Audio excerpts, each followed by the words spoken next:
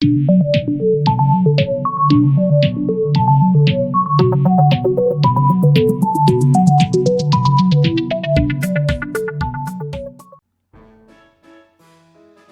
Three Little Pigs by Joseph Jacobs.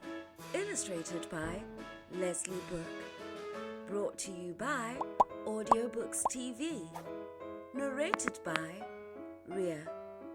This is a slightly amended version. Once upon a time, there was an old mother pig with 3 little baby pigs. And as she had not enough to keep them, she sent them out to seek their fortune.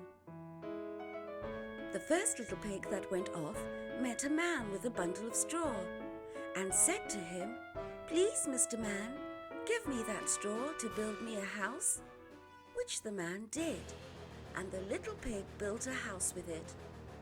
Presently along came a wolf, and he knocked at the door and said to the little pig, little pig, let me come in." "No, no, no, by the hair of my chinny chin chin, I won't let you in," the little pig answered. "Then I'll huff, and I'll puff, and I'll blow your house in," said the wolf. So he huffed, and he puffed, and he blew the little pig's house in. And the little pig, seeing that his house had blown in, ran as fast as he could back to his mama pig. The second little pig met a man with a bundle of very little sticks and said to him, "Please, Mr. Man, give me those little sticks to build my house," which the man did, and the little pig built his house. Then along came the wolf and said, little pig, let me come in."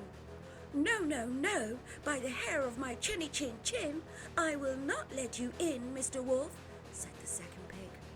"Then I'll puff, and I'll huff, and I'll blow your house in." So he huffed, and he puffed, and he puffed, and he huffed, and at last he blew the house in. And the little pig, seeing that his house had blown in like his first little brother, he ran all the way as fast as he could back to his mama pig's house. The third little pig met a man with a load of bricks, and he said, "Please, Mr. Man, give me those bricks to build me a house with." So the man gave him the bricks, and he built his house with them. So the wolf came again, as he had done to the other little pigs' houses, and said, little pig, let me come in." "No, no, no, by the hair of my chinny chin chin, I won't let you in, Mr. Wolf." "Then I'll huff, and I'll puff, and I'll blow your house in." Well, he huffed, and he puffed, and he huffed, and he puffed. Oh, and he puffed, and he huffed, and he huffed, but he could not get the house down. When he found that he could not, with all his huffing and puffing, blow the house down, he said, "Little pig, I know where there is a nice field of turnips." "Where?" said the little pig. "Oh, in Mr. Smith's garden, and if you will be ready tomorrow morning, I will call for you, and we will go together and get some dinner." "Very well," said the little pig. "I will be ready. What time do you mean to go?" "Oh, at 6 o'clock. Well, the little pig got up at 5 o'clock and got the turnips and was home before 6. When the wolf came, he said, "Little pig, are you ready?" "Ready," said the little pig, "but I've been and come back again, and I've got a nice pot full for my dinner." The wolf felt very angry at this, but thought that he would get that little pig somehow or other. So he said, "Oh, little pig, I know where there is a nice apple tree." "Where?" said the pig. merry garden," replied the wolf. "And if you will not deceive me, I will come for you at 5 o'clock tomorrow, and we will go together and get some apples." Well, the little pig woke up at 4 o'clock the next morning and bustled up and went off for the apples, hoping to get back before the wolf came.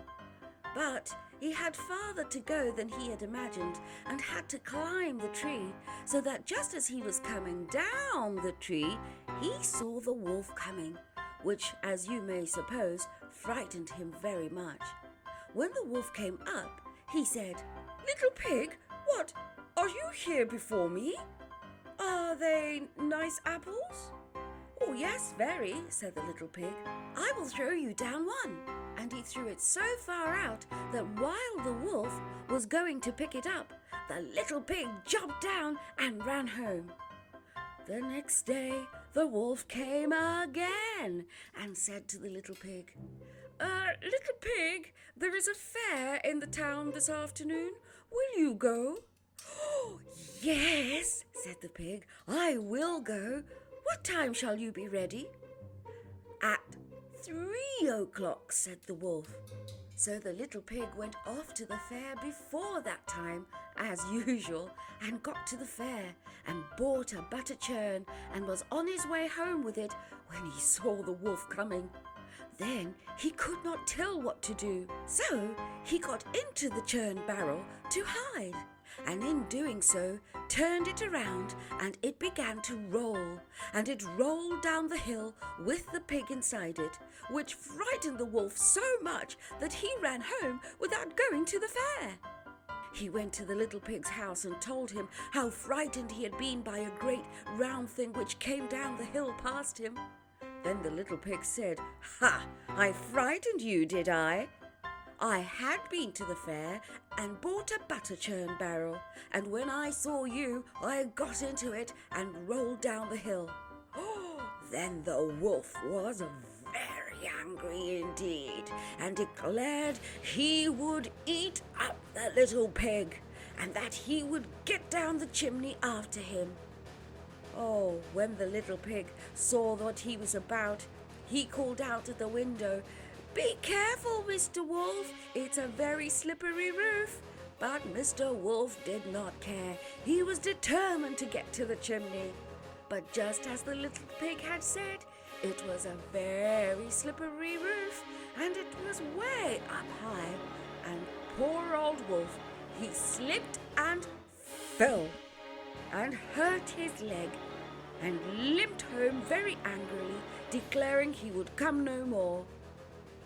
So the little pig went on, sat by the fire, cooked his dinner and ate it, and lived happily ever after in his little brick house.